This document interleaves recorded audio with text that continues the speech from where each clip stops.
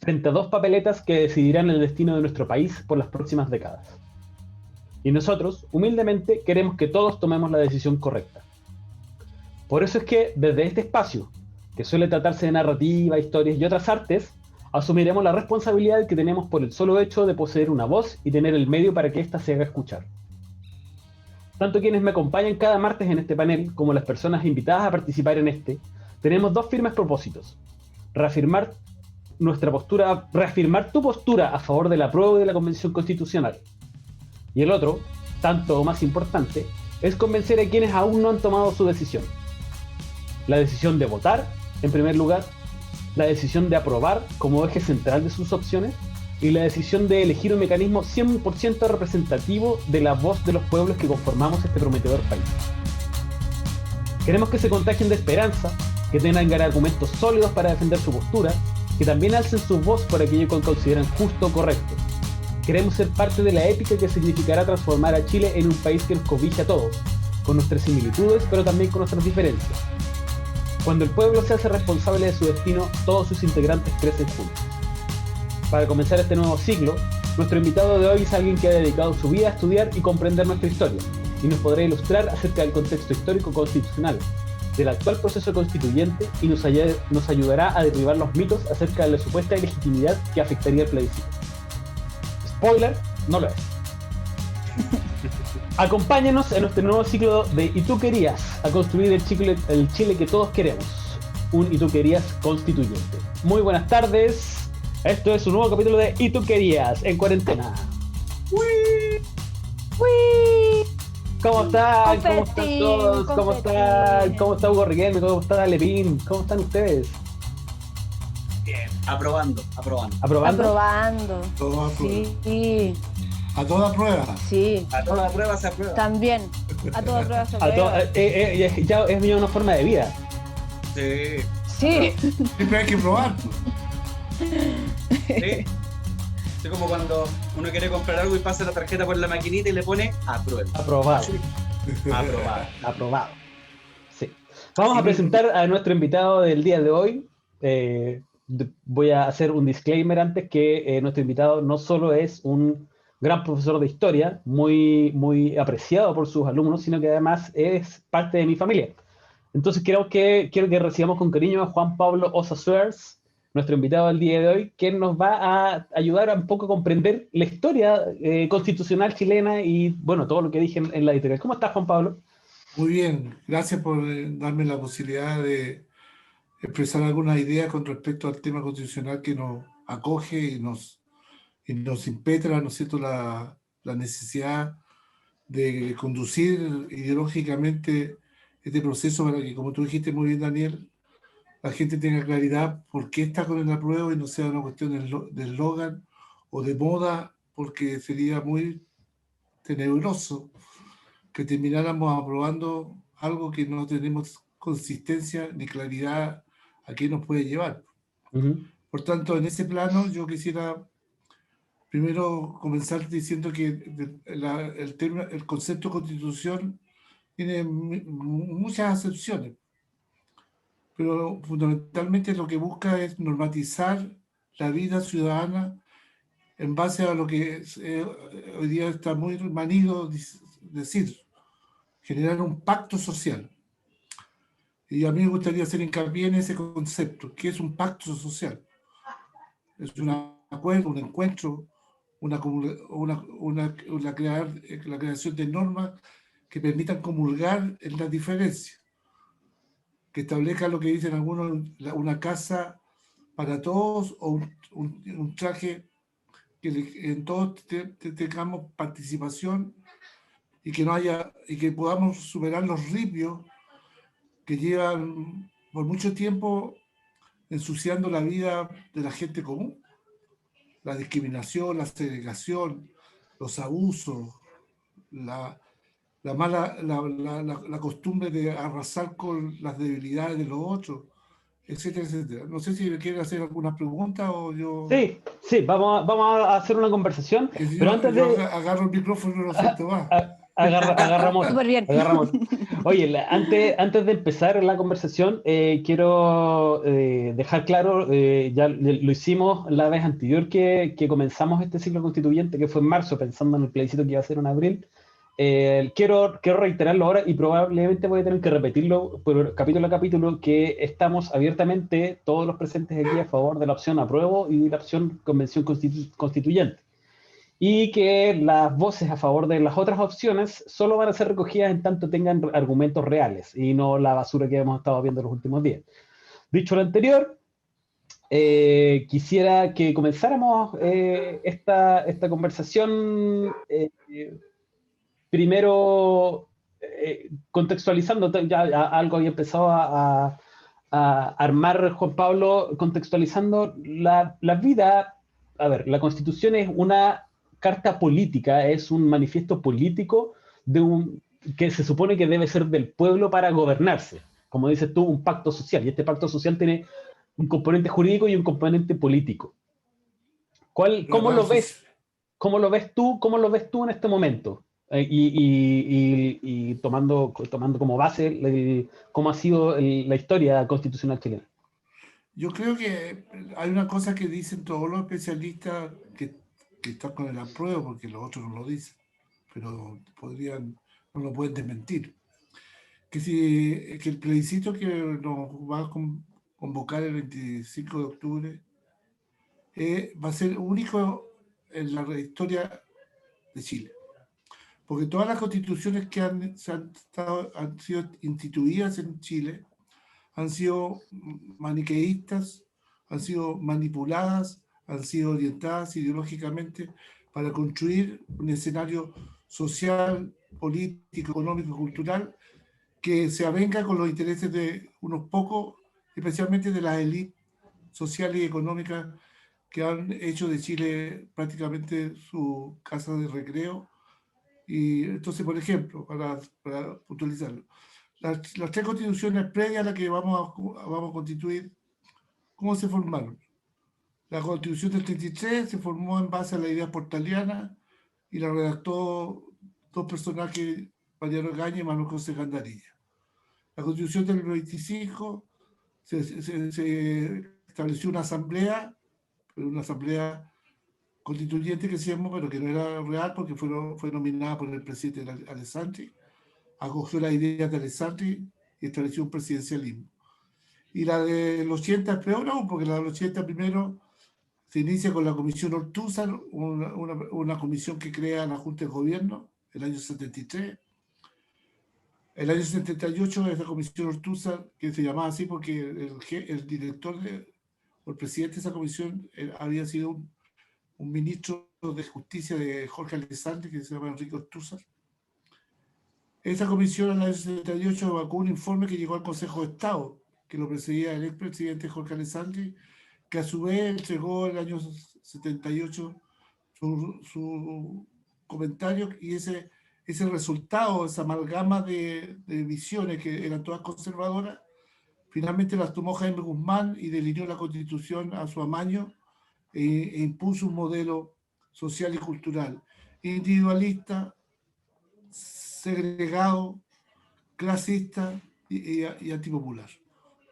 Y un ejemplo de eso es el Estado subsidiario en el plano económico y social, y el sistema binominal en el plano electoral. Prácticamente, por lo que se puede entender por ahí también es que, más allá de lo evidente que es una constitución hecha a la medida, al establecer el Estado subsidiario, me imagino que lo que se busca también ahí es achicar el Estado, en el sentido de dejarlo solamente para este contexto de ostentar el poder, pero no administrar bienes, no administrar futuros, en el sentido de no administrar cosas estratégicas por el estilo, sino que todo lo demás que no tenga que ver con estos poderes, judicial, legislativo, ejecutivo, se van al mercado. Me imagino que por ahí... Lo que pasa es que la noción de Estado con la Constitución del 80 cambia en perspectiva del 25. Pues el 25 se establece un Estado empresario. Tiene su corolario más importante, su acción más rotunda, el proyecto de la ICI de los radicales. Pero como Pinochet y sus secuaces estaban imbuidos del neoliberalismo de Friedman, cambian ese concepto y establecen ese Estado subsidiario. Entonces yo quiero hacer un énfasis aquí. Esa es la primera noción de lo que nosotros tenemos que entender que hay que cambiar. Un Estado subsidiario debe ser reemplazado por un Estado social de bienestar, que garantice los derechos esenciales que todos nos merecemos y que es obligación perentoria del Estado. Porque para eso fue formado el Estado. El Estado está al servicio del ser humano y está al resguardo y el respeto de sus derechos esenciales. Y entre ellos está el derecho al agua, el derecho a la salud, el derecho a la educación, el derecho a la jubilación. Todas estas demandas que salieron a la luz pública con fuerza el 18 de octubre, pero que venían enraizadas desde mucho tiempo atrás. Lo que pasa es que estábamos acostumbrados a que la gente no dijera nada, porque estaba llena de susto, y nuestros contemporáneos, en los cuales me encuentro yo, teníamos todavía ese miedo irracional a la dictadura. Entonces, cuando yo les puedo contar la experiencia que cuando yo vi a los jóvenes enfrentando a los milicos, me emocioné. Y me sentí tan interpretado, dije, ¿cómo no tener menos años poder estar ahí? Pero nuestra historia ya pasó, pero a pesar de que pasó, hicimos lo que pudimos, pero que hoy día estamos de nuevo en el bastión para educar, para establecer un faro que diga por qué debemos aprobar y por qué debemos ser los protagonistas de nuestro destino. Y que no nos ensucien con faramaya de legitimidad, de poca legalidad, de que como dijo el último fin de semana la Silverger, que ella estaba incluso pensando no votar. Me da lo mismo que no vote, si no es un aporte. ¿Para qué? Como si fuera tan importante que ella dejara de votar. Entonces, si ustedes se dan cuenta, la derecha está usando cualquier triquiñuela, cualquier argucia, cualquier arma que sacan bajo la manga para ensuciar el proceso. Entonces yo desde esta tribuna llamo entonces a todos los que están claros a no dejarse provocar, porque yo les aseguro que van a buscar provocar algún grado de inestabilidad que justifique detener el proceso, porque hay algunos que saben que pueden perder. Longueira hoy día dice que te va a reír cuando pierdan la prueba gane por 83% y 17% el rechazo. Lo dice Longueira. Por tanto, hay un temor que yo no entiendo, porque es la primera vez que la élite en la historia de Chile está contra la pared. Sí. Sí. Y... Pues Pablo, siento que de repente tenemos una consecuencia directa sobre todo lo que ha hecho la Constitución del 80 y esa construcción de sociedad que se propuso, que es nociva y terrible para cualquier ser humano, creo yo, y que es ese rollo del no me importa votar porque, o sea, da lo mismo por quién vote, porque mañana tengo que trabajar igual, que yo creo que es una frase cliché hecha, pero que se amolda perfectamente a las ideas que tenía esta Constitución, que es como básicamente el rollo de sálvate solo. No sé qué opinas tú de eso, porque yo soy asistente social y siento que eso lo vivimos, no sé, desde que yo salí de la universidad, que hay que estar enfrentándose a eso todos los días y con un sistema económico que está cada vez más enraizado, con generaciones que siguen creciendo bajo ese alero. ¿Cómo ves tú eso?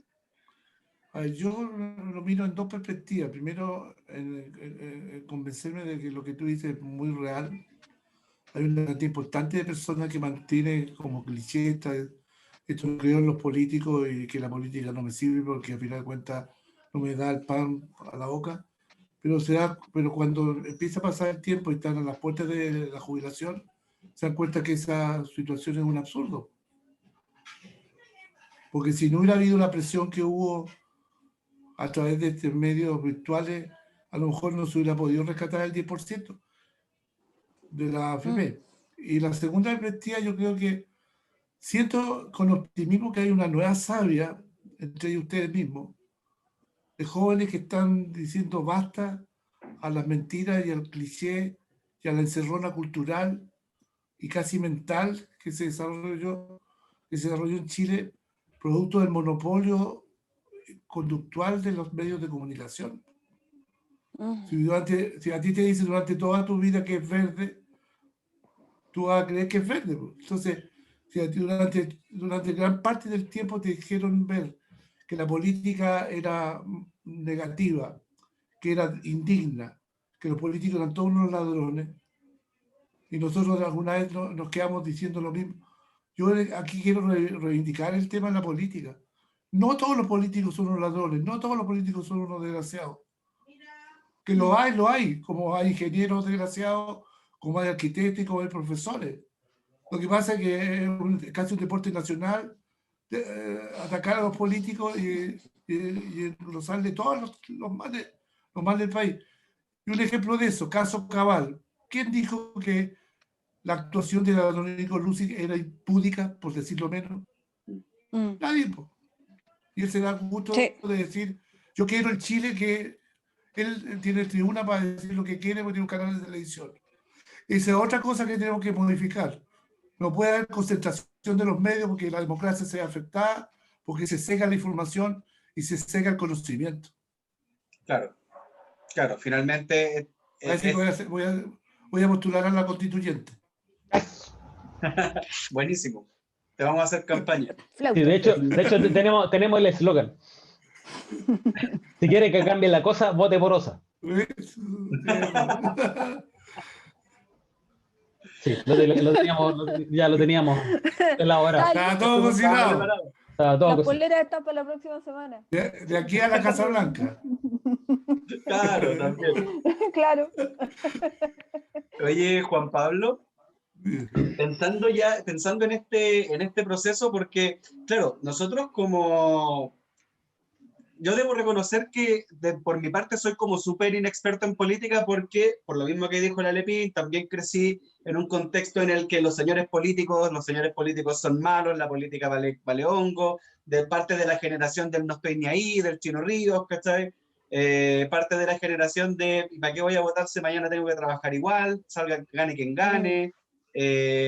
Parte de la generación del no, es que Guillermo me representa, por lo tanto permitimos que esté Piñera ahí sentado y por consecuencia de eso tenemos 23 muertos por un estallido social, 400 personas con los ojos con daño ocular, y hoy día por las malas políticas también de administración de ese gobierno, más de 15.000 personas muertas a causa o por coronavirus.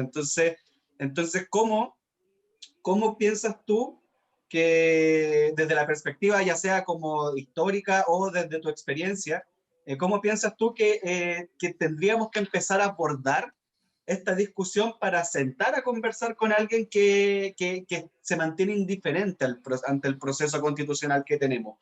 En otras palabras, ¿cómo deberíamos mostrarle la importancia que hay respecto a este proceso que estamos ahí, a un mes y algo?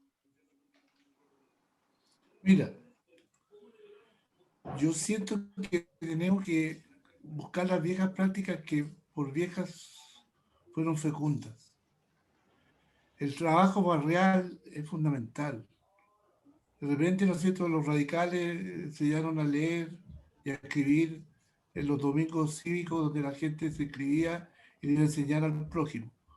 Debemos crear, el día estamos todavía a tiempo para crear condiciones incluso por estos mismos medios de difundir opiniones, comentarios, hacer pequeñas cápsulas que permitan orientar el camino constitucional y que permitan a la gente empoderarse de, como dijo Daniel, me gustó mucho el concepto de empoderarse de una épica, de sentir que es el momento de hacer historia, que la historia, como dijo el Chicho, la historia es nuestra y la hacen los pueblos, y no hay más profunda verdad que esa. Entonces, de hecho, Ahora, pronto, la próxima, el jueves parece que el 4, se van a cumplir los 50 años de la elección Sí, no, Sí, de Allende. Bueno, sí, pues son 50 y años. la otra cosa que quería agregar con viernes, respecto a viernes la 4. pregunta, Sí. con respecto a la pregunta, es importante que para que no pase esto de la asepsia política, que no tengamos temor ni pudor en involucrar a los niños, que ellos vayan entendiendo que el valor de lo público es tremendamente fundamental en la vida de las personas, que no tengamos esa idea peregrina de creer que el Estado solamente está para aprovecharnos de él, sino que el Estado debe ser una palanca que permita el desarrollo homogéneo y ecuánime de la población. Y la última idea que yo plantearía, ¿no es cierto?, es que lo que se puede hacer también es hacer un pequeño comando de ir diseñando algunos elementos o artefactos artísticos que demuestren que todas las áreas del quehacer humano del país están preparadas y están prestas a movilizarse en torno a esta nueva épica. Y especialmente hablar de esto, de la nueva épica, la épica a la cual estamos todos convocados, que nadie pueda estar ausente. Cierto. A la luz de la historia, ya estamos entrando no voy a decir en tierra derecha porque estamos recién dando los primeros pasos y hasta aquí parecen un poco tímidos, pero hay que entrar ya a pensar en lo que va a ser la construcción de la nueva constitución y en ese sentido, ¿cuáles son los errores que que no nos podemos dar el lujo de repetir a la luz de lo que ha sido nuestra historia constitucional? Yo te diría una cosa previa, que me parece bien fundamental. Una de las expresiones más comunes de los que están en contra de la Comisión Constituyente, que debería llamarse Asamblea Constituyente, es el hecho de que dice que la señora Juanita, que es la bandera, con respeto a la bandera, sino es una figura decorativa para explicar qué va a hacer en una convención si no tiene idea. ¿Cómo le vamos a entregar al pueblo la posibilidad que organice y establezca normas si no tiene idea de ni siquiera cómo autogobernarse? Y esa entonces es una falacia del porte del buque, porque los constituyentes, incluso no teniendo la preparación, como muchos de los políticos que están en el Parlamento, que no tienen preparación de nada, van a tener asesores, pues. Y esos asesores van a decir, esto es lo que, y la persona tomará las variables y dirá, esto es lo que yo quiero, lo que yo no quiero. Por tanto, yo siento que dentro de la épica más llamativa, más maravillosa, que esté la señora Juanita, que esté don José, que esté el variopinto de la sociedad representado en la constituyente, para que todos sepamos los problemas que tienen los otros. Porque el tema del modelo elitario es que tú te miras la guata entre los mismos. Sí. Y el error garrafal que yo pienso de los que se cometen es lo que está pasando hoy día con los sectores progresistas. Yo creo que hoy día la ¿Ya? mezquindad y la poca lucidez de algunos ideólogos, especialmente de izquierda, hace que no entiendan que hoy día lo que necesitamos es la unidad de todas las fuerzas progresistas. Porque si no, nos vamos a empezar a sacar los ojos en la constituyente y con los 2 tercios Dos no van a hacer tercios. mierda, no van a hacer, perdón, no sé si puede decir garato. Por Sí, favor. Sí, No van a hacer mierda los de la por derecha. favor. Entonces yo creo que es fundamental insistir en que después que construyamos la constitución, podemos pelear todo lo que quieran y sacarnos los ojos. Pero hay elementos que todos tenemos que compartir, po. Entonces yo diría que otro error sería no entender las prioridades. ¿Qué es lo que queremos cambiar? ¿Cuáles son los fundamentos de ese cambio? ¿Cuál es el Chile que queremos construir? Sí. Y ese Chile incluye también a la gente que vote por el rechazo. Exacto. Porque si no, entonces hacemos un pato cojo. Si no va a ser lo mismo, pero para el otro lado. La idea es que estemos todos en la mesa.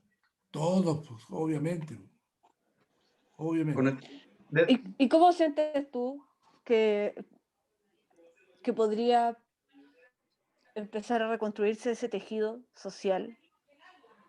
Lo pienso como en términos de que vamos a tener, o sea, la intención es tener constituyentes, pero no son constituyentes elegidos al ojo, sino que también son representantes de comunidades. O sea, ese es el espíritu, siento yo. Entonces, ¿cómo hacemos que vuelva pero perfectamente esa podría confianza?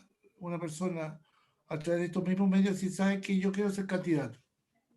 Yo sé que el modelo castiga fuertemente a los independientes, pero ahí tendría que haber la generosidad de algún movimiento o algún partido de incorporarlo. Pues.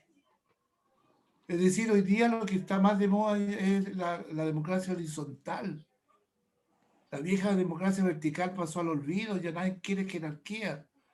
Y no estoy hablando de anarquismo acá, sino que la idea es comulgar en la diferencia, pero entre iguales. Por lo tanto, yo me tengo que sentir igual al obrero y sentir igual al empresario, porque es legítimo lo que opina el empresario como es legítimo lo que opino yo o lo que opina el obrero. Esta sociedad creada en base a los valores de la ilustración, de que solamente los documentados, los ilustrados, los iluminados pueden hablar y hacer, aquellos aristócratas que sueñan con que la sociedad pueda ser solamente de aquellos que son de la clase aristocrática porque son los que tienen la capacidad, debe desterrarse, debe abrirse las puertas. Yo conozco miles de personas populares que tienen una sabiduría que ya se las quisieran los más sabios.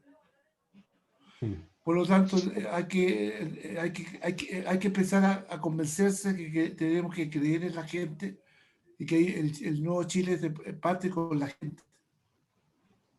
Y la Constitución tiene que ser representativa en su mayor capacidad de lo que quiere la mayoría de la población. Sin pasarle la planadora a la minoría. ¿Cómo ves tú a ver, la construcción del pueblo es un poco difícil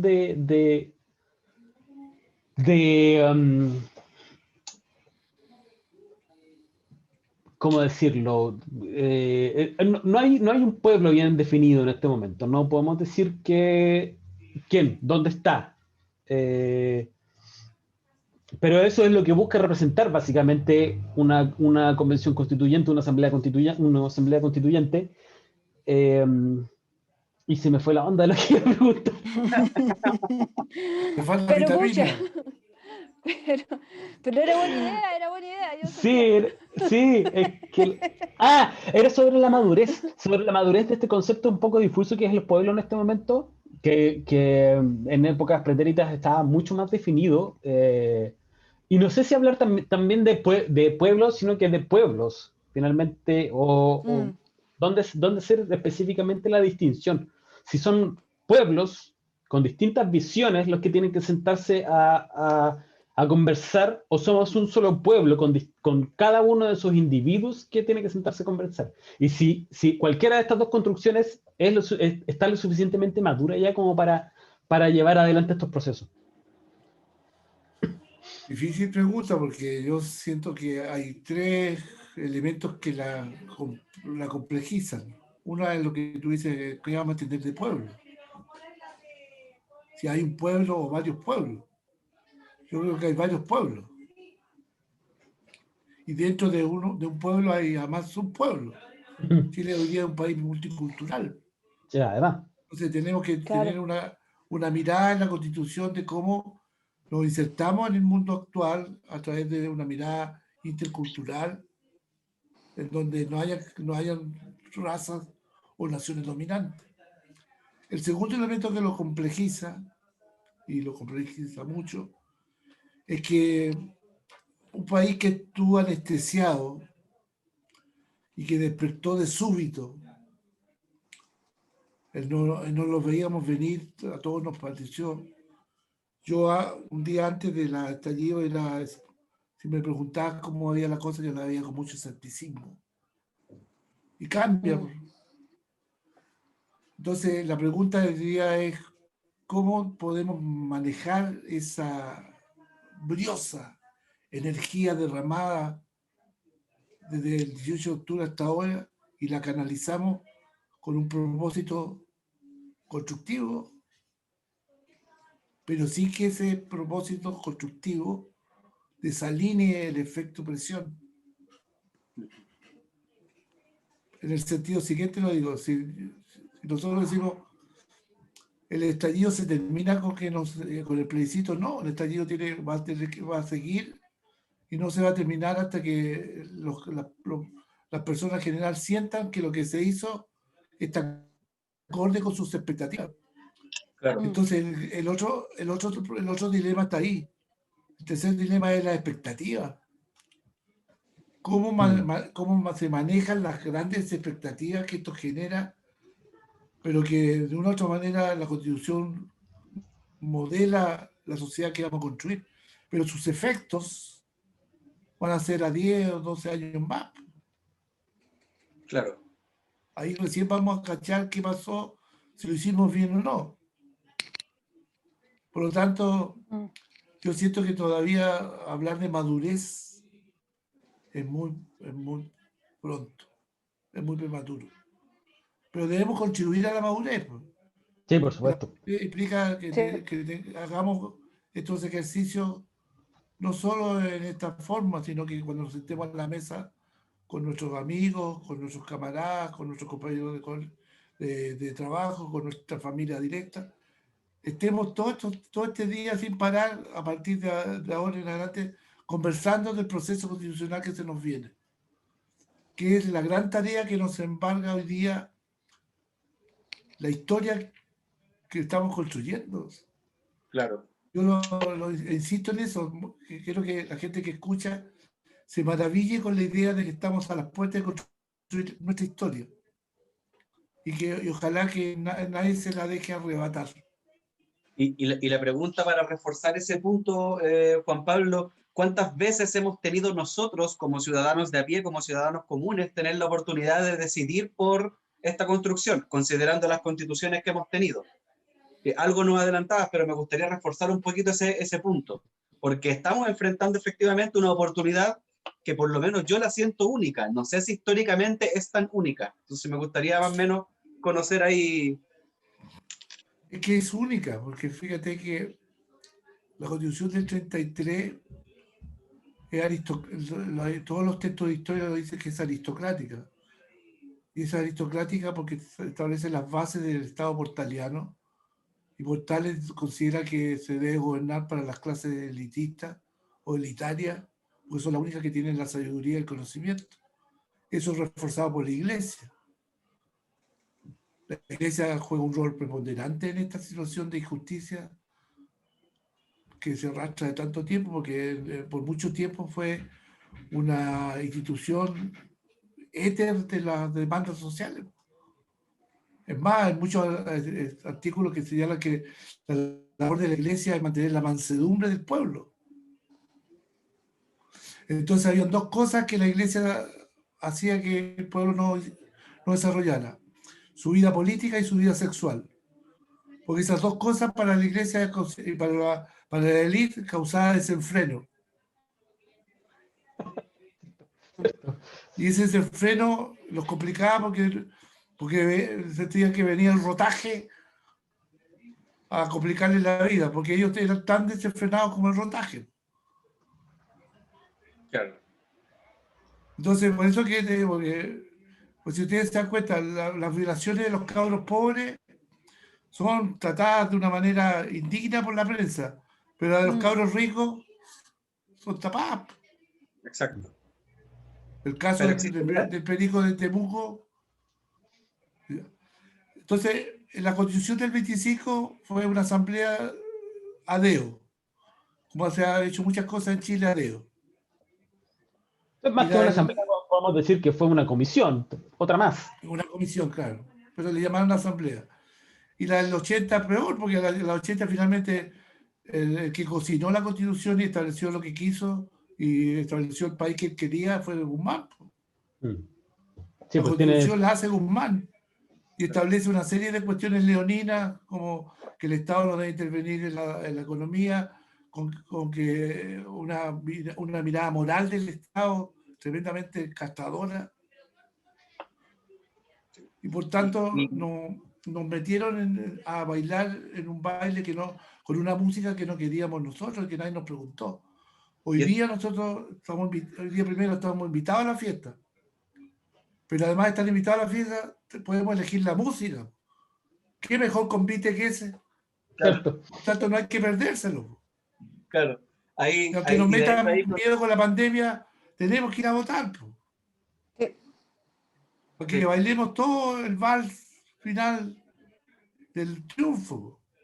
El triunfo que no es para, que yo lo siento que no es para mí, es para mis nietos.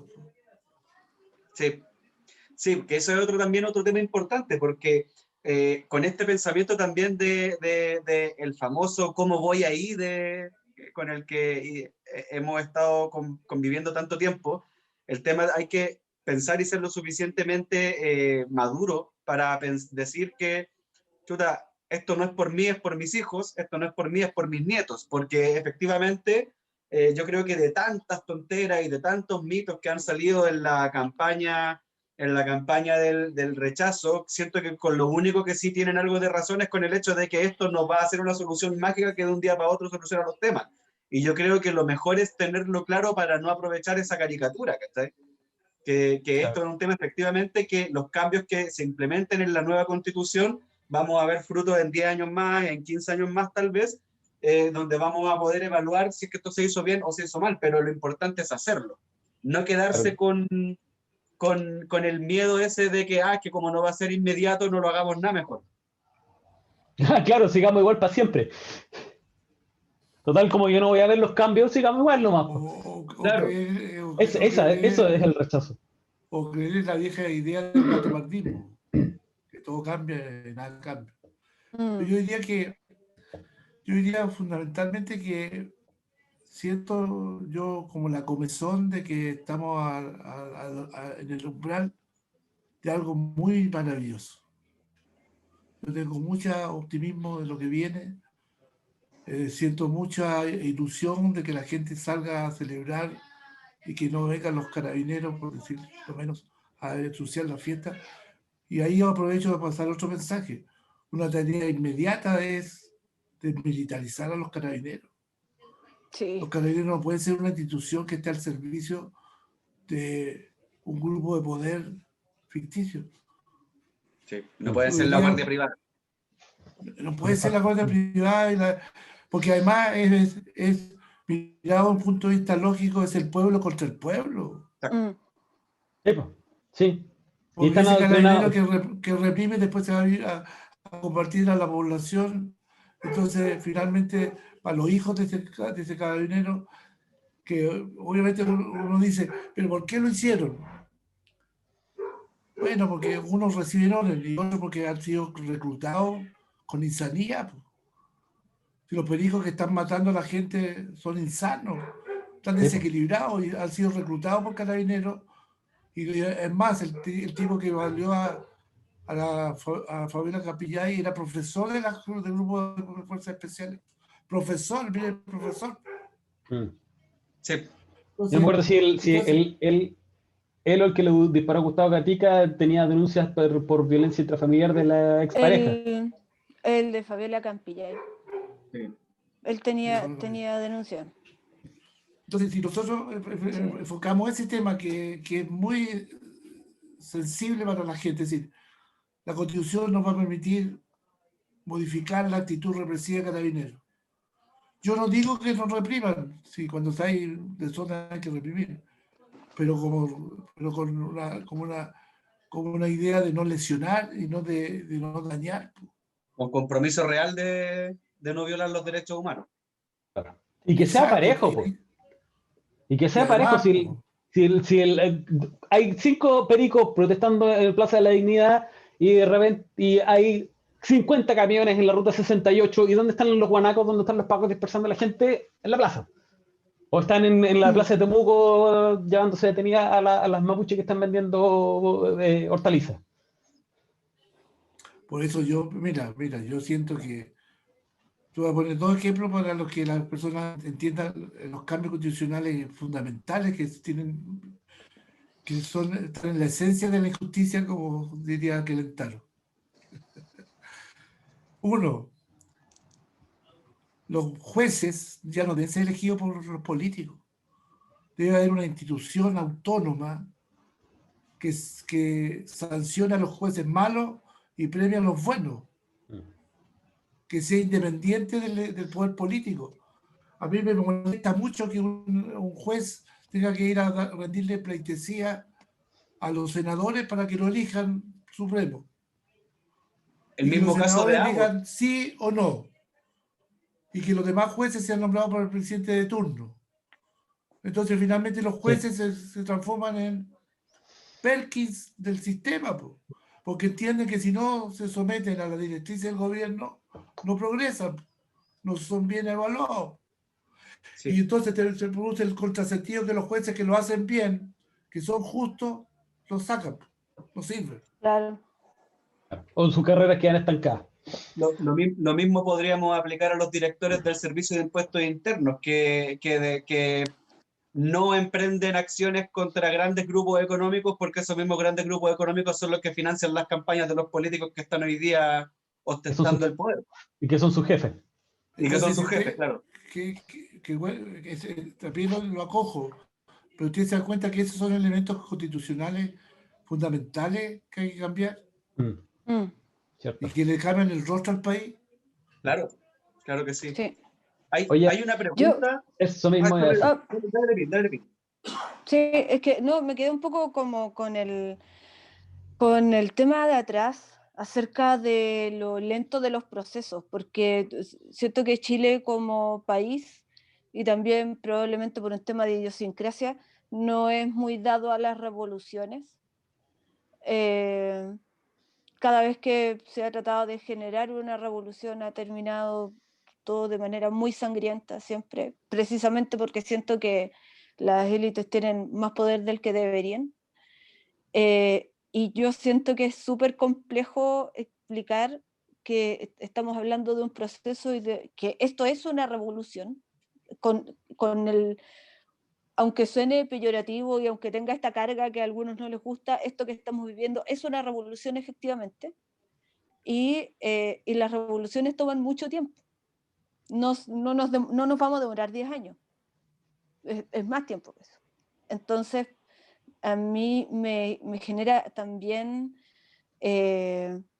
ansiedad, la verdad, me pone muy contenta esta sensación de que estaríamos como por cambiar el paradigma también, porque estamos hablando de cosas que son como súper concretas respecto a la Constitución, pero no sé qué piensas tú sobre eso, sobre si esta posibilidad también apelaría como un cambio de paradigma social, a un cambio como de sentar las bases del país en una solidaridad que siento que nos ha sido esquiva por 200 años. Yo diría que sí, yo siento que el paradigma ya está cambiando en muchos de nosotros mismos. La pandemia ha acrecentado la necesidad de solidaridad. Pero yo no sería tan abusivo con la expresión de que por 200 años hemos sido poco solidarios. Hay episodios solidarios muy importantes en la historia de Chile. Y solamente para no alargarme, voy a hacer mención a lo que hizo la Unidad Popular en el año 70, 73. Sí, Fue es que capaz a lo que de me refiero... dibujar un camino, un mundo, donde donde el presidente decía que era el compañero presidente, y lo decía Sinan Bagui: yo no soy el presidente de todos los chilenos, soy el presidente del pueblo. El pueblo llega conmigo a la moneda. Y Salvador Allende trató de materializar eso. Sí, Por lo es tanto, que hay un a lo que episodio. Te escucho. no, es que a lo que me refería es que de alguna forma es un sentimiento que a mí me surgió durante los primeros días en Plaza Dignidad, en que yo sentía así como verdaderamente que el país era súper distinto a como lo habían pintado durante harto tiempo. Y sí, y peco de injusta cuando digo que la solidaridad no ha asomado en todo este tiempo, pero siento que sí, siempre está como estas ganas de que el pueblo es esto, pero no queremos que se vea de esa forma, entonces se genera desde la élite esta especie de estructura, de supraestructura que tapa toda esta cuestión, que tapa todos los lazos que de repente nosotros podemos hacer. Lo que pasa es que las élites son muy maniqueas. Entonces, manejan los discursos, crean los prototipos, generan los paradigmas, y como te bombardean con ellos, tú te autoconvences que todos piensan lo mismo. Entonces, porque además tienen los medios. Además. Entonces el paradigma del consumo es la tarjeta de crédito, cuando el compadre no tiene que pedirle plata al banco porque tiene la tarjeta y la gasta a destajo. Entonces le dicen, usted es libre. Y al pasar el día se da cuenta que no es libre, que lo cagaron, que le cobraron intereses superiores, que lo endeudaron y lo atraparon. Una forma como el capitalismo maquilla o dificulta la expresión popular es el endeudamiento. Porque ese periódico que está endeudado se pone a trabajar como loco, ¿no? Claro que sí. La fiebre de la hora extra, entonces ahí se cumple, ¿no es cierto?, lo que el Marx llamaba, ¿no es cierto?, la alienación del trabajo. Compadre, trabaja, no tiene tiempo ni capacidad para pensar en nada más. Entonces, antes del estallido, ¿qué hacía ese perico que se autoexplotaba? Llegaba el viernes y su gran desahogo era ver Vina, Sevi, Virucha y vocablo soez en Morandé con compañía. Hoy día la gente tiene necesidad de conversar, de dialogar. Lo que más se demostró en el estallido es que la gente tiene ganas de participar, de ser escuchada. Y por lo tanto, de una u otra manera, cada vez eso se demuestra más porque la gente, de hecho, cuando la gente le pusieron el micrófono y habló a destajo, los matinales dejaron de poner el micrófono. Claro. Si ustedes se dan cuenta, los matinales ya no entrevistan gente para no pasar bochorno. Bochorno en vivo. Entrevistan a los mismos. Imagínense lo que significa que todos los días, aparte, porque todos sabemos que la visa sale todos los días, pero que salga Moreira, Hoffman. Compadres que tienen un tejado vidrio tremendo y que se enoje porque se los denuncian. Sí, además, tienen cara. Entonces, otro elemento que le pongo como tarea, tenemos que pelear porque no haya más impunidad. Chile es un país de mucha impunidad. Otro elemento que tiene que cambiar, el régimen previsional de los milicos. ¿Por qué ellos tienen que ganar más que yo, que trabajo lo mismo, o más que ellos? Y ninguno de los políticos ha tenido la voluntad política, ninguno de los gobiernos, ni el coraje para decir, esta cuestión se termina. No puede ser que con el trabajo nuestro, porque todos lo pagamos con los impuestos, los milicos tengan una jubilación privilegiada. Es un régimen Esto atenta contra la igualdad de derechos. ¿Por qué un grupo pequeño de chilenos tiene un derecho a una previsión diferente al resto? Es un grupo y eso privilegiado. se refuerza aún más con los casos de fraude que se han estado destapando en los últimos años. O sea, aparte de esa situación de privilegio, tienes todas estas malversaciones de fondos del 10% de los gastos reservados, de lo que sea, en donde fueron una cantidad de millones de dólares que... O sea, ¿cuántos hospitales se robaron ahí? Y además es contradictorio con la propia Constitución que dice que en Chile no existen grupos privilegiados. Entonces, otro elemento que tenemos que mejorar, el Estado, modernizar el Estado. especialmente el órgano fiscalizador, tanto en Sí. la Contraloría General de la República como el Consejo de Defensa del Estado. Es decir, hay muchas tareas por hacer, pero la principal para mí es que abordemos los temas sensibles que son educación, como yo tengo que decir, porque soy profe, educación, salud, transporte, previsión y algo muy importante, recreación, pues, el derecho a la gente a recrearse, Sí. Al ocio. al ocio. Pues. Yo, Dejar de satanizar el yo ocio, por favor. yo crecí cuando existía el comercio sábado inglés. Todas las tiendas comerciales se cerraban a las 2 de la tarde del sábado y solamente se abrían los hoteles y los restaurantes y los cines. Y esa gente podía ir a descansar. Pues. Hay gente que trabaja de lunes a lunes. Sí. Sí. Un descanso. Y todo perfectamente legal, porque acá en Chile hemos confundido, y no solamente en Chile en realidad, yo creo que en el mundo, se ha confundido y se ha mal interpretado el hecho de que el legal no necesariamente significa moral. Oye, buena asociación. Es muy común eso. ¿Sí? Sí. Te lo tenemos, el fiel representante es el actual administrador del Estado, po, el Exacto. que cada vez que lo pillaban haciendo algún truco con sus empresas o con sus inversiones decían, no hice nada contra la ley. Bueno, pero lo que hiciste es altamente inmoral, pero no es nada contra la ley. Y ahí se queda su defensa.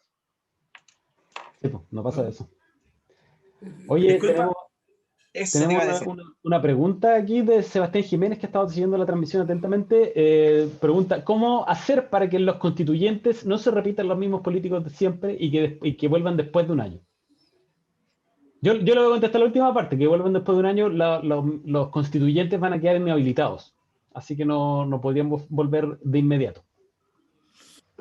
A ver, yo siento que hoy día hay una herramienta que no se tenía en elecciones previas, que es la transparencia de la información. Es decir, nosotros como agentes ciudadanos, cuando sacan los candidatos debemos leer su pedigrí. Porque aparte de preocuparnos de que sean políticos, debemos preocuparnos de su pasado. Yo me sentiría muy deshonrado que tuviera, por ejemplo, un milico que violó derechos humanos como constituyente. Una deshonra. O un empresario que explota a sus trabajadores como constituyente. El mismo Longueira, que hoy día apareció... Exacto. Un político formalizado por cohecho constituyente. Exacto. Entonces a mí no me preocupa tanto que sean los mismos políticos, sino que sean políticos que uno los tenga absolutamente transparente, identificado, y le exijamos probidad y que nos rindan cuentas. Es una de las cuestiones que, porque por ejemplo, yo qué sugiero para la constituyente, tengo harta idea, que cuando termine el año uno reciba en su email la performance del diputado de su distrito y de su senador. ¿A cuántas sesiones asistió? ¿Cuántos proyectos de ley propuso? Entonces ahí yo puedo decir, este gallo me representa bien o no. Para que terminemos con la lecera de estar votando por los ojos azules, o porque es la niña del rally, o porque es la corredora del más allá. Porque, y esto, yo te digo, es importante tenerlo en cuenta porque hay que dignificar la política, y la política es un arte noble. Y por lo tanto, nosotros como partícipes políticos, animales políticos, como decía Aristóteles, tenemos que tener la sagacidad de elegir buenos políticos para después no estar llorando por los rincones. Pensando en eso, Juan Pablo, considerando que el tema del plebiscito que tenemos aquí a puertas es el primero de varias elecciones que vienen y que son fundamentales para poder concretar el proyecto con buenos resultados, por lo menos para una constitución que nos pueda representar a todos, pasando por la misma elección de los constituyentes, como por el plebiscito de salida, como las presidenciales, como las parlamentarias, como todo lo que viene ahí acompañado. ¿Cómo podemos pensar desde esta constitución el futuro en las elecciones? O sea, el binominal no funcionó. o no funcionaba como nosotros esperábamos por el tema de la representatividad. El sistema actual también lo están cuestionando. ¿Cómo lo podríamos plantear a futuro? ¿O qué hemos hecho en el pasado que podría servir en el futuro mirando este panorama electoral? Yo primero siento que una cápita importante con respecto a la pregunta, que sí o sí deben haber escaños reservados para las minorías étnicas. Sí o sí. Eso para mí es incuestionable. Lo segundo, si bien es cierto, no hay ningún sistema electoral perfecto, todos tienen debilidades y defectos.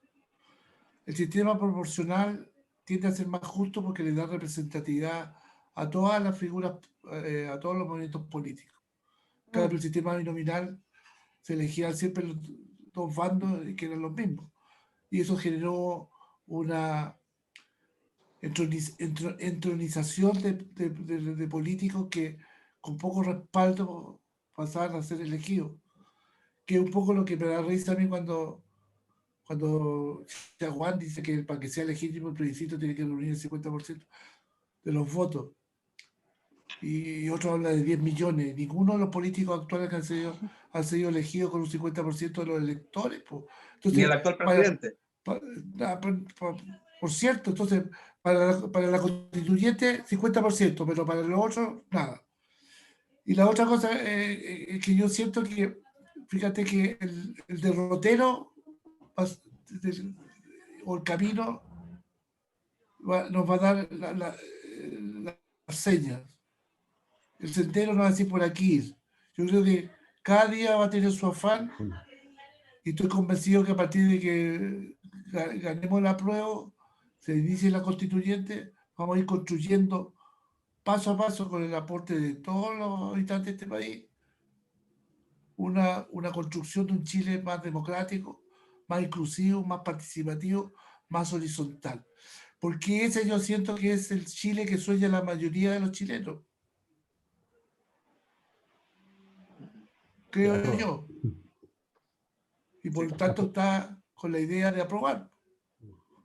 Entonces yo quiero aprovecharlos de felicitarles por esta iniciativa y me siento gustoso de haber participado con usted por el hecho que hemos podido expresar algunas opiniones que de repente no se pueden hacer comúnmente porque sería mal mirado que uno estuviera haciendo propaganda como profesor a sus alumnos. Y nunca lo he hecho porque en eso yo soy muy observante de lo que significa la ética.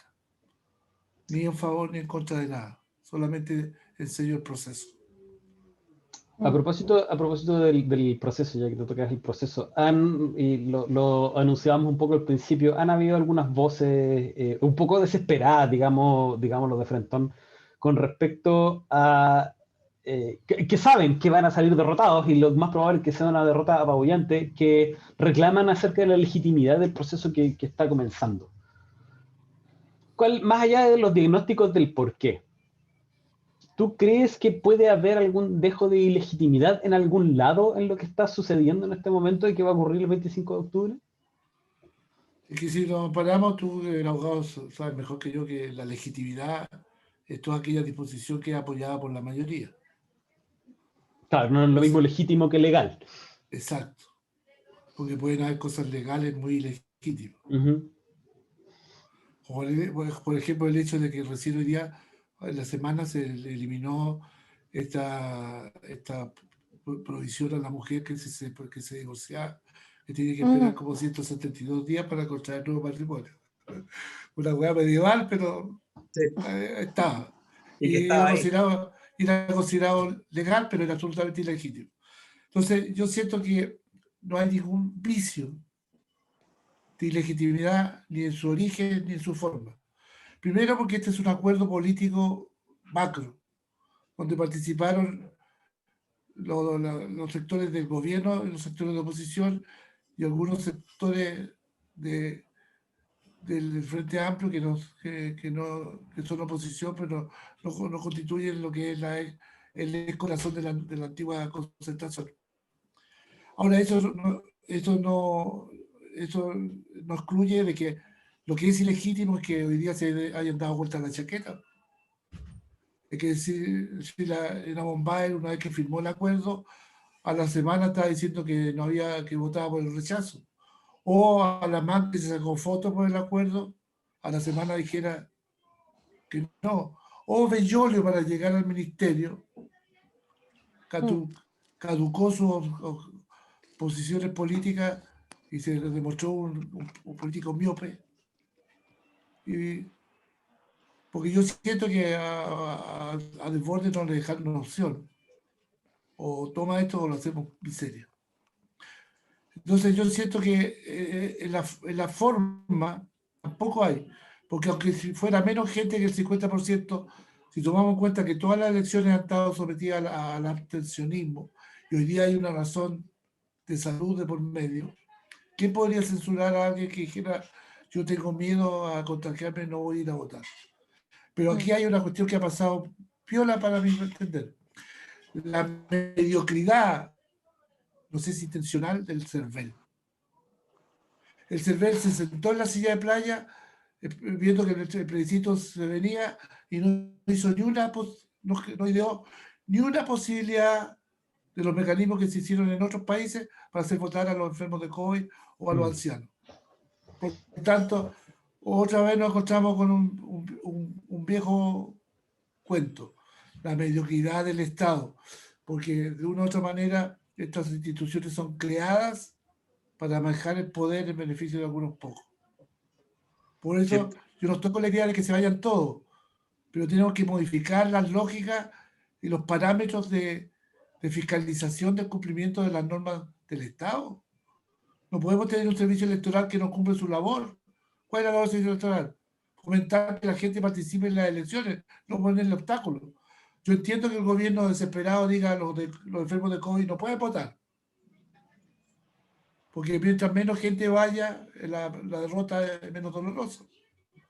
Porque si va al 50% y aunque gane 48-2, una estupidez, ¿qué van a decir? No, pero votaron la mitad. Claro.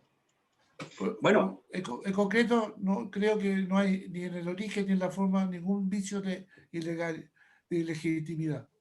Esto es lo más legítimo que ha habido en años de la política del país. Pensando en lo que mencionabas con respecto al CERVEL, que no sé si es un tema que ya se solucionó, pero de hace un tiempo también a mí me daba vueltas en la cabeza justamente el hecho de estos políticos que de cara al plebiscito de abril, o partidos, se proclamaron por un bando, Evópoli, por ejemplo, por el apruebo, por lo cual el CERVEL, cuando iniciaron las campañas, le asignó una cantidad de minutos que quedó legislada para que vayan a la franja del apruebo, y que ahora ya no vamos por el apruebo y vamos a dejar a la gente en libertad de acción. ¿Qué va a pasar con esos minutos que eran para el segmento apruebo, que estaban asignados a Evópoli y que ahora los van a poder ocupar para el rechazo si ellos quieren? Entonces, ahí también hay un tema que yo siento que el CERVEL otra vez miró para el lado. Yo no estoy seguro, lo voy a investigar, pero pareciese que ellos al renunciar no lo pueden usar para la otra parte. Porque están escritos Sería lo ideal. En el apruebo. Ahora, yo siento que en algún momento los políticos del año pasado que firmaron el acuerdo, especialmente los de la derecha, lo vieron como un respiro. Se le venía una batahola tan fuerte encima, pero dijeron al viejo estilo de la derecha. Dejemos que las cosas se aplaquen y arremetemos metiendo la cuchufleta. Y esa cuchufleta no la han podido meter. No. Porque en ese plano, los mismos compadres de la derecha, algunos más lúcidos, que cachan que tú no puedes parar la evolución de los tiempos. Cuando las cosas están por cambiar, nadie las para. Y por tanto, yo desde el punto de vista histórico le digo que este proceso es inevitable. Incluso se postergará el plebiscito a 2 años más. ¿Por qué? Porque el pueblo se va a tomar las calles. Y esa solución es peor que una solución consensuada, pactada. Porque ¿sabes lo que pasa? El abuso terminó de cansar a mucha gente.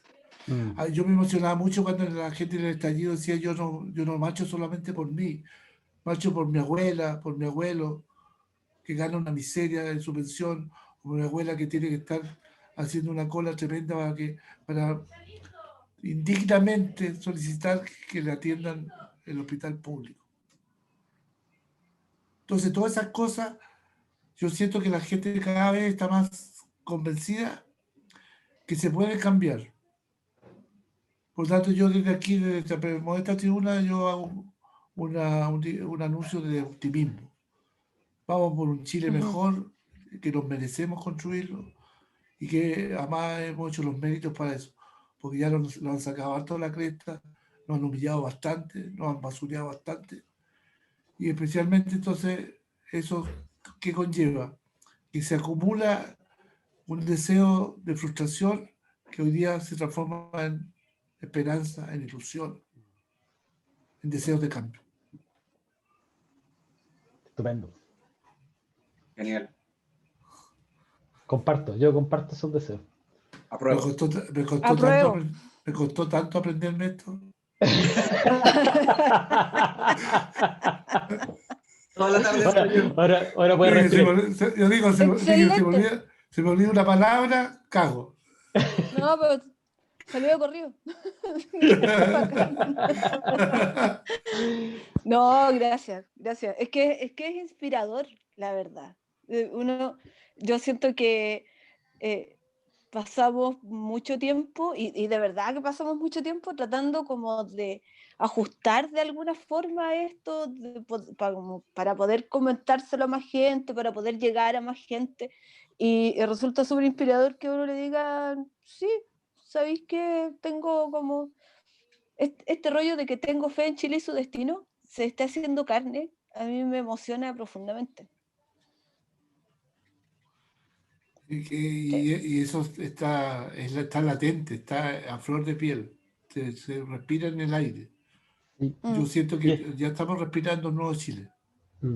Y esa pulsación no ha bajado, a pesar de que ya ha pasado casi un año, como que la pulsación sigue ahí. Fue como esa algarabía espontánea que generó el apruebo del 10%. Sí, te muestro un botón. Claro, yo me acuerdo, y más que nada, concuerdo 100% con lo que mencionaba respecto al futuro, porque efectivamente yo creo que lo conversamos con Daniel y con la Lepín cuando estuvimos el 25 de octubre del año pasado en la marcha del millón, cuando nosotros nos dimos cuenta que, y no solamente nosotros, sino que mucha gente que estaba alrededor nuestro lo mencionaba, y es como que, chuta, yo creí que yo nomás estaba sola en esto, en este sentimiento de injusticia. Y te diste cuenta que no estáis solo. Y yo creo que desde ese momento empezamos a soñar con qué país queremos, y no sé si desde la vuelta a la democracia en adelante nos habíamos sentado a pensar en qué país queríamos. Y que sabes qué bueno que tocaste el tema, porque yo dije, si me lo tocan lo voy a decir. ¿Por qué te lo digo? Porque yo fui un seguidor de la concertación, voté por los candidatos de la concertación, y después en el transcurso del tiempo me he dado cuenta que lamentablemente nos engañaron. Y tiene que ver con lo siguiente. En julio de 1989, una vez que habíamos ganado el plebiscito, Lago y compañía limitada se reúne con Pinochet y hacen una serie de reformas a la Constitución del 80 en aras de ratificar el modelo económico y no hacer persecución de los delitos de derechos humanos. Eso se llamó, hoy día se llama, ¿no es cierto?, la transición pactada. Por eso que después vemos a Insulza perseguido por la dictadura defendiendo a Pinochet en Londres. Entonces la concentración lo único que hizo fue darle un carácter más social al modelo económico, pero no resolvió ninguno de los temas más acuciantes, entre ellos la baja de los salarios bajos y por ende el tema mapuche. Si hoy día el tema mapuche lo está recibiendo Piñera, pero es cierto cuando dice esto viene de mucho antes. Es una política de Estado. Y esa es otra cosa que me gustaría que ustedes le incorporen a la gente que los escucha. Cuando hablamos de políticas de Estado, cuando son políticas de Estado, son superiores a los gobiernos de turno. Como políticas de Estado, cada gobierno debe aplicarla. Y por tanto, por ejemplo, tenemos una política de Estado que dice que el Estado chileno se compromete a la promoción de los derechos humanos. Hoy día se violan sistemáticamente los derechos humanos. Que hay un Instituto Nacional de Derechos Humanos que diga, como si fuera lo más normal, que de todos sus recursos han sido 2 o 3 los que la han aprobado. ¿De qué estamos hablando? Entonces, ¿para qué tenemos una institucionalidad de derechos humanos si no logra hacerse respetar en los tribunales de justicia para defender a la violencia, incluso irracional de muchos carabineros? Entonces, en esa perspectiva, ahí tienen, yo no sé si se me ha notado, pero tengo una ojeriza profunda contra el Estado, pero no contra el concepto de Estado. ¿Cómo hemos aceptado un Estado tan ineficiente, tan mediocre, tan parcial, tan injusto, que va más allá del gobierno? Porque el Instituto Nacional de los Derechos Humanos lo dirige un demócrata cristiano, Sergio Mico. Por tanto, no es un representante de la derecha que quieramos. Entonces, eso tenemos que entenderlo. Hay que ponernos de acuerdo en políticas de Estado. ¿Cuál va a ser la política educacional? ¿Cuál va a ser, a ustedes les interesa sobremanera esto? ¿Cuál va a ser la política artística? ¿Cómo se va a fomentar el arte en el país? La previsión de los artistas, que hoy día es miserable. Eso es la política de salud. Entonces, por eso que yo creo que la tarea es titánica y mientras más luego la empecemos, mejor. Entonces yo diría que a lo mejor les sugiero la idea que ustedes en su plataforma vayan generando una lluvia de ideas y en algún momento terminen haciendo una plataforma de peticiones o un proyecto de constitución para que esta cuestión no sea solamente salir en la tele. Digo yo. Se recoge la idea. Recogido el guante. Sí. Sí. Aquí Carlos Anduesa dice que ha sido muy inspiradora la conversación y que te demos las gracias de su parte por las citas que ha estado disfrutando también tiene varias cuñas ahí con las que se ha regocijado. Y por regalar esperanza. Y bueno, pues yo le agradezco a él que se dé el trabajo de escribir.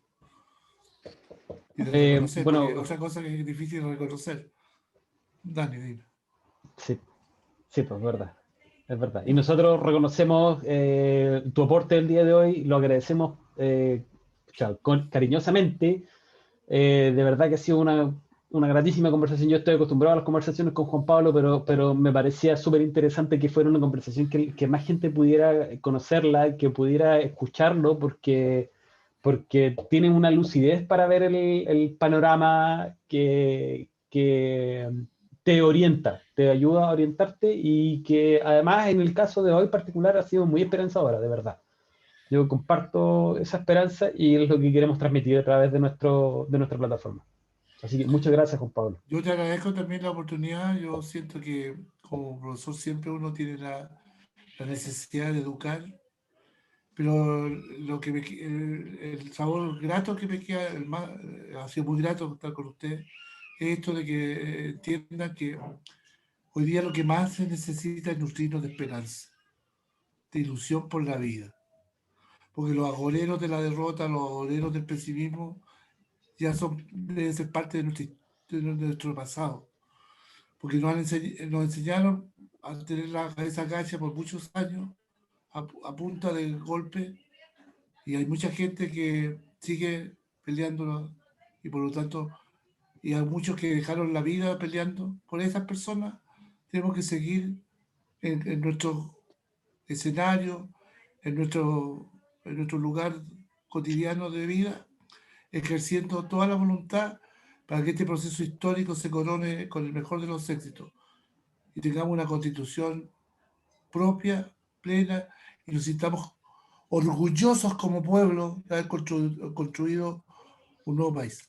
Que podamos decir nuestra constitución. Exactamente. Por fin. Y nadie la impuso. Listo, que estén muy bien, pues, agradecido por su acogida. Y cualquiera vez que quieran invitarme nuevamente, estoy dispuesto a correr el riesgo. Ya pues, vamos a Bacán. tenerlo en Chao, que consideración. tengan bonitos días. Todavía hay varios pasos por dar. Un Listo. abrazo, Juanpe, que estén muy bien. Bonitos días, que tengan mucha suerte. Tú también. Igual, Un abrazo. Pablo. Un abrazo. Gracias. Listo, un abrazo a usted, está bien. Bueno, vamos llegando al final de este primer capítulo del siglo de Y tú querías constituyente, retomando lo que habíamos comenzado en el mes de abril. Yo creo que lo que hay que hacer, vamos a buscar los videos los registros que quedaron de cuando estábamos en Hobby FM, vamos a publicarlos también porque son aportes valiosos para esta discusión. Así que vamos a tratar de tener todo más o menos ordenadito y que sea de fácil acceso. Hugo, Alpín, sus palabras de despedida. ¿En ese orden? Bueno, Hugo Levin. Chiquillo, sé que estamos pasando cada vez a más etapas en esta confusa paso a paso y desconfinamiento. Ya me acabo de enterar que mi comuna ya está en paso 3. No, estamos jugando algo demasiado importante como para salir a tontas y a locas a enfermarnos por ahí afuera. Si tienes la posibilidad de quedarte en casa, quédate en casa. Si tienes la posibilidad de no asistir a juntas, a eventos masivos, aguántate un poquito. Yo sé que llevamos 5 meses, yo también, del 13 de marzo encerrado, pero acuérdense que si están enfermos no los van a dejar votar. Ahí la trampa del asunto. Así es que cuídense mucho, cuiden su salud, cuidemos este proceso que tenemos aquí a la vuelta de la esquina. Apruebo convención constituyente. cuiden su plebiscito. Alpín. Anoche tuve muchos sueños, todos muy raros. Y en uno de los sueños que me acordé hoy en la tarde, puteé a un representante del Congreso.